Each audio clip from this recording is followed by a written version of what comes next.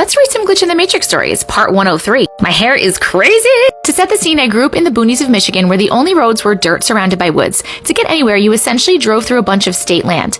It was January of 2003 around 7 o'clock p.m. My dad was driving me to a friend's house that lived about 7 miles away. As mentioned previously, the only way to get anywhere is by driving all back dirt roads. About halfway to my friend's house, we see a pile of coats neatly piled on top of one another in the middle of the road. I don't like it. My dad stops the car not thinking much of it. He would frequently hunt these woods and spent plenty of evenings by himself in them. I'm assuming this is why he was so willy-nilly to hop out of the car. A pile of coats in the middle of the road is not normal. The moment my dad stepped out of the car, I felt every single hair raise on my body. I felt an overwhelming sense of dread as if my intuition was screaming that something was very wrong. I started yelling and begging my dad to please come back, to leave the coats and just go. Every second felt like a minute, and I had the feeling that something was watching me. My heart was racing, I was shaking, and I started crying from panic. My dad grabs the coats and tosses them in the back seat while trying to tell me to calm down.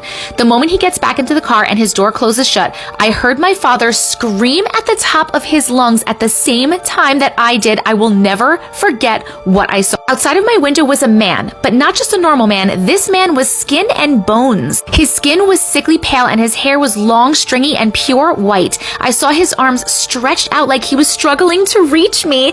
His fingers were longer than any person should have been, with long, jagged, dirty fingernails. His face was sunken in and twisted in what I could only describe as pain or anger. His eyes were a luminescent blue that appeared as if they were actually glowing. If you've watched Game of Thrones, this man looked like a White Walker. Apparently, this is a White Walker.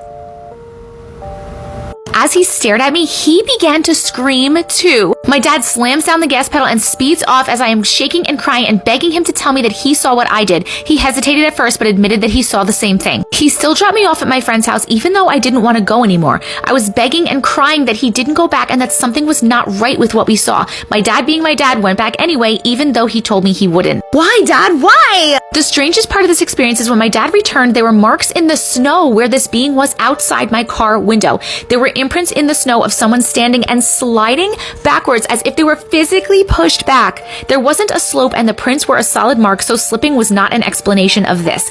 After the footprints slid back, they walked away for about 50 feet, disappeared, and started again 20 feet or so later. I like to think that I had some sort of guardian angel or whatever a protective spirit would be with me that forced this being back when he attempted to get to me. This explains why he was screaming and appeared to be in pain. My dad doesn't like to talk about this day, and I know it terrified him as much as it terrified me. And me.